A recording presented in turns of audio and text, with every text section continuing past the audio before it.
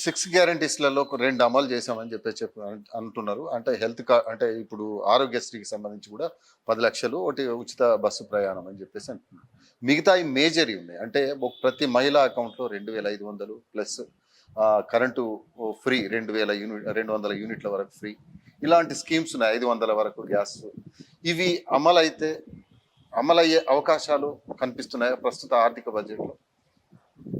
ఒకవైపు బడ్జెట్ చూస్తేనేమో తెలంగాణ రాష్ట్రం చాలా అప్పులతో జీరో బడ్జెట్లో ఉన్నది.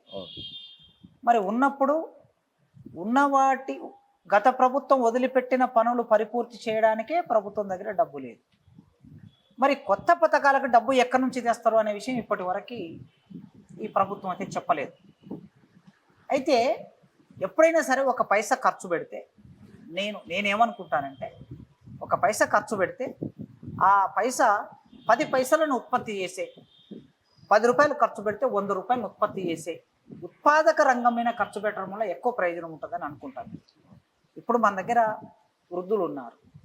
వృద్ధులు ఒక 50 ఏళ్ళు 60 ఏళ్ళు తమ జీవితాన్ని సమాజ అభివృద్ధి కోసం, ఈ సమాజ ముందుకు వెళ్ళడానికి తమ శక్తిని దారపోశారు, తమ శ్రమని దారపోశారు. అట్లాంటి వాళ్ళని ఆదుకోవాల్సిన బాధ్యత సమాజం మీద ఉన్నది. అయితే ఈ మొత్తం సమాజంలో ఉన్నటువంటి ఇతర అన్ని వర్గాలు తమ కాళ్ళ మీద తాము నిలబడి బతికేటటువంటి ఆలోచన విధానం ప్రభుత్వాలు చేయాలనేది నా అప్పీల్. ఓకే. అంటే వ్యవసాయ రంగాన్ని అభివృద్ధి చేయండి, పారిశ్రామిక రంగాన్ని అభివృద్ధి చేయండి, చదువులను ఇవ్వండి, ఉద్యోగాలను ఇవ్వండి, ఉత్పాదకతను పెంచండి.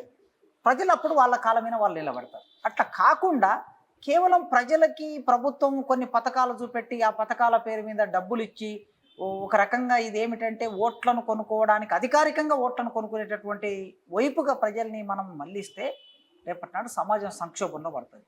అందుకోసమే గత టీఆర్ఎస్ ప్రభుత్వమైనా ఇప్పుడు కాంగ్రెస్ ప్రభుత్వమైనా వీళ్ళు హామీ ఇచ్చినటువంటి వాటికి మేము ఇక్కడ నుంచి డబ్బులు తెస్తున్నాం, ఈ డబ్బులు తెచ్చి దీనికోసం ఖర్చు పెడతాం, ఈ పెన్షన్లు ఇస్తాం అనేది చెప్పలే ఇప్పటివరకు.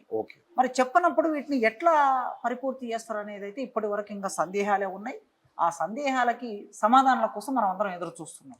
అంటే గత 9.5 ఏళ్ల పరిపాలనను, ఈ 50 ఏళ్ల పరిపాలనను ఎట్లా బేరీజ్ ఏమైనా వేసుకుంటే ఎట్లా చూడగలం?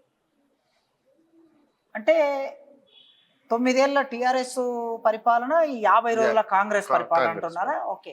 అంటే మనకి నేను అదే మొదలు చెప్పాను కదా, ఈ 50 రోజుల్లో మనం ఏం చెప్పలేని పరిస్థితి ఉన్నది. ఒకవైపు విశ్వవిద్యాలయాల మీద ఒక స్పష్టమైన విధాన నిర్ణయం ఏం చేయలేదు రేవంత్ రెడ్డి గారు. మంత్రి కూడా లేరు, ఇంకా విద్యాశాఖ ఆయన పరిధిలోనే ఉన్నది.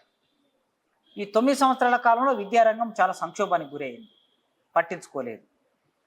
ఇప్పుడేమో కాంగ్రెస్ ప్రభుత్వం అధికారంలోకి వచ్చిన తర్వాత విద్యారంగమైన ఇంకా పూర్తిగా నిర్ణయం ప్రకటించలేదు. అగ్రికల్చర్ విశ్వవిద్యాలయానికి సంబంధించిన భూములని హైకోర్టు నిర్మాణం కోసం ఇస్తున్నట్లు ప్రభుత్వం జీవో ఇచ్చింది. అక్కడ విద్యార్థులు అధ్యాపకులు ధర్నా చేస్తున్నారు. కనుక ఇట్లాంటి సమస్యలు ఒక రంగానికి సంబంధించిన భూములని లేదా దానికి కేటాయించిన బడ్జెట్ను వగైరు ఇట్లాంటి వాటిని ఇంకో రంగాల వైపు మళ్లించి గత 9 సంవత్సరాల కాలంలో మనం చూసాం. ప్రాజెక్టులే ప్రధానంగా దృష్టిలో పెట్టుకొని అన్ని రంగాల బడ్జెట్ను అటువైపు వెళ్ళినటువంటి పరిస్థితి ఉంది. ఇప్పుడు కూడా ఆ స్థితి లేకుండా పబ్లిక్ డొమైన్లో ఒక చర్చకి ఏదైనా సరే మేము ఈ పని చేయబోతున్నాం అని ప్రజా డొమైన్లోకి ఒక చర్చను తీసుకొస్తే మనలాంటి వాళ్ళం అందరం అభిప్రాయాలు చెప్పడానికి అవకాశం ఉంటుంది. కనుక ఈ తక్కువ కాలంలో మనం నిర్దిష్టమైన అభిప్రాయాలు చెప్పడానికి అవకాశం లేదు.